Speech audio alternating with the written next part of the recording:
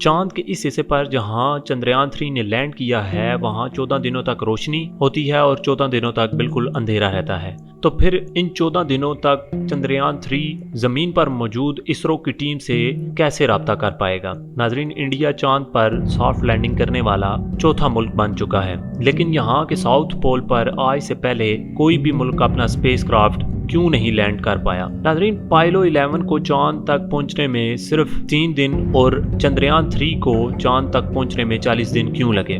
नाजरीन, वीडियो में आगे बढ़ने से पहले हमारे channel the art of happiness को सब्सक्राइब करें और साथ में दिए गए बेल आइकन को प्रेस करें ताकि हर नई आने वाली वीडियो का नोटिफिकेशन आपको मौसूल हो सके। अगस्त 2023 को चंद्रयान 3 की चांद के साउथ पोल पर कामयाब लैंडिंग ने बेशुमार सवालात को जन्म दिया है। 1959 जब सोवियत यूनियन के लूना 2 स्पेसक्राफ्ट ने चांद पर लैंडिंग की तो इसके बाद एक एक करके पावरफुल नेशंस का चांद पर जाने का सिलसिला शुरू हुआ, जो कि अभी तक जारी है। टोटल 12 मुल्कों की जानिब से 138 मून मिशन लॉन्च किए जा चुके हैं। तो अब सवाल उठता है कि चंद्रयान 3 ने ऐसा क्या कर दिया है जिसकी वजह से पूरी दुनिया में इंडिया की धूम मची हुई है। बेशक अभी तक 138 स्पेस मिशन सरअंजाम दिए गए हैं, लेकिन चांद के साउथ पोल पर सिर्फ भारत ही ने सॉफ्ट लैंडिंग की है। नाजरीन, ये चांद का निचला हिस्सा है। यहाँ बेशुमार बड़े पत्थर और खतरनाक खाइयां हैं और क्योंकि यहाँ सूरज ज्यादातर सेट ही नहीं होता, इसी वजह से ये खाइयां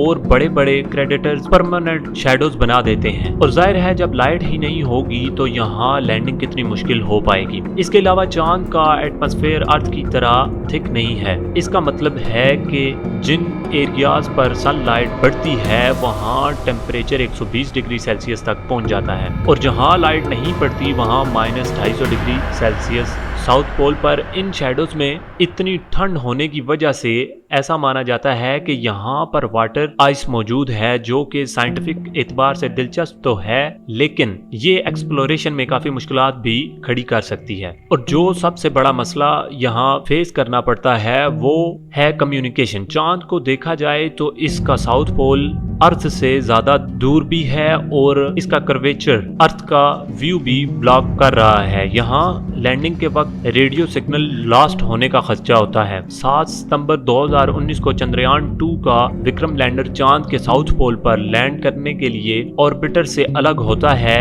इसमें लगे थर्स्टर्स का काम लैंडर की स्पीड को कम करना था। सब कुछ प्लान के हिसाब से चल रहा था, लेकिन चांद के सरफेस से सिर्फ 21 मीटर्स के डिस्टेंस पर विक्रम लैंडर का अर्थ पर मौजूद साइंटिस्ट की टीम से राब्ता टूट गया। इसके बाद क्या हुआ ये किसी ने देखा तो नहीं, लेकिन एनालिसिस से ये इशारा मिलता है कि विक्रम लैंडर साइन ब्रेकिंग फेज के दौरान अपने पाथ से हट गया था और ज्यादा स्पीड से चांद के सरफेस से जा टकराया। इस क्रैश का अभी तक कोई सबूत नहीं मिल सका। चंद्रयान 2 की क्रैश लैंडिंग के बाद 20 अगस्त 2023 को रशियन लूना 25 ने भी साउथ पोल पर लैंड करने की कोशिश की, लेकिन बदकिस्मती से इसका भी कांटेक्ट टूट गया, जिसके बाद इसको क्रैश डिक्लेयर कर दिया गया। तो अब सवाल उठता है कि साउथ पोल अगर स्पेसक्राफ्ट लैंडिंग के लिए इतना ही खतरनाक है तो फिर यहाँ जाने की ज़रूरत ही क्या है।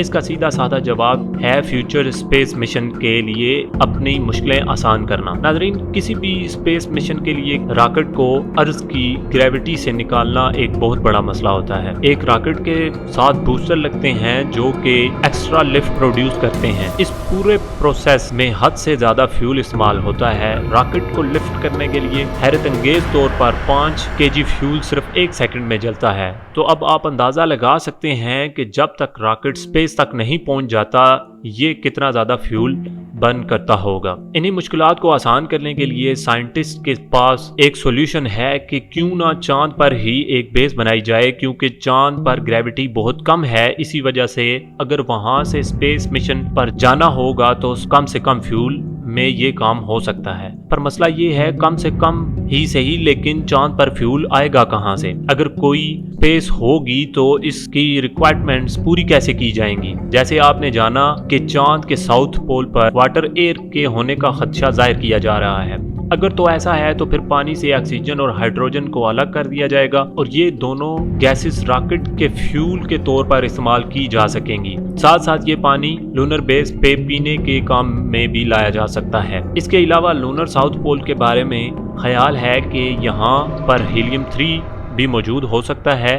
آئسوٹوپ نیوکلیئر ریئیکٹر کے لیے بہت زیادہ ضروری ہوتا ہے۔ اگر تو یہاں پر ہیلیم 3 کے ریسورسز مل گئے تو چاند پر نیوکلیئر ریئیکٹر کے ذریعے انرجی بنانے میں بھی استعمال ہو سکتا ہے، اور اگر اس کی کوانٹٹی زیادہ ہوئی تو اس کو واپس بیس ارتھ پر بھی لایا جا سکتا ہے، کیونکہ قدرتی طور پر ارتھ پر ہیلیم 3 بہت کم ہے۔ انہی سب سائنٹیفک ریسرچ کے لیے تمام پاورفل کنٹریز چاند پر جانا چاہتی ہیں، جس میں انڈیا کے چندریان 3 نے کامیاب لینڈنگ کر کے ہسٹری میں اپنا نام درج کروایا ہے۔ اور حیرت کی بات تو یہ ہے کہ صرف 3 دن پہلے رشین لونر 25 نے لونر ساؤتھ پول پر کریش کیا ہے، جس پر $200 ملین یعنی 1640 کروڑ روپے کی لاگت آئی تھی، اور وہیں چندریان 3 نے رشیا کے مقابلے میں صرف 615 کروڑ میں کامیابی کے ساتھ چندریان 3 کو چاند کے ساؤتھ پول پر لینڈ کروایا۔ تو ناظرین، بہت سے لوگ یہ سوچ رہے ہیں کہ بھارت نے آخر چاند پر جانے کا فیصلہ کیوں کیا؟ ناظرین، زمین سے کوئی سامان چاند پر لے کر جائیں جو کہ انتہائی مہنگا اور مشکل کام ہے، کیوں نہ ہم چاند کے ریسورسز کو استعمال کر کے اسے رہنے کے قابل ایک جگہ بنا لیں؟ اور ظاہر ہے کہ اس مقصد کو حاصل کرنے کے لیے چاند کی سطح کا مکمل طور پر اسٹڈی کرنا بہت ضروری ہے، جس کی وجہ سے بھارت نے یہ کلیئر کیا ہے کہ وہ اسپیس یعنی اس وقت چاند پر موجود اپنے ریسورسز کو بیچنے کا حق رکھتا ہے، اور اس کے علاوہ ناسا کی طرح کی نئی سیٹلائٹ ٹیکنالوجی اور خلا میں کسی اور ملک کے مشن کو بیچ کر یہ اربوں ڈالر کا منافع کما سکتا ہے۔ ناظرین، جون 2023 کو انڈیا نے اڑتی مساکوٹ پر سائن کی اور یہ امریکہ کی طرف سے پیش کیا گیا ہے۔ یہ ایگریمنٹ ہے جس میں سبھی ملکوں کا مل کر امن سے چاند کی سطح پر کھوج کے لیے اجازت دی جاتی ہے، اور یہ بھی کہ وہ اپنی کھوج کا ڈیٹا دوسرے ملکوں سے شیئر کریں گے، جس کے اندر اب انڈیا کی بھی